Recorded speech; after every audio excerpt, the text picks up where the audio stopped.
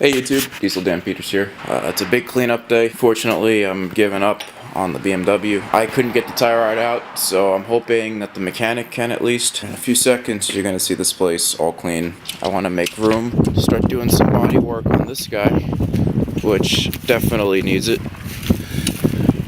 Yeah. I want to see if I'm able to bang some of that out. My goal is to hopefully not have to buy a new bed and not to use Bondo, but I have a lot of work to do on this truck and I can't keep holding it up. It's still in pretty decent shape considering it spent most of its life in Pennsylvania and Virginia. Yeah, that's the biggest thing. I have a lot of body work to do. A lot of body work.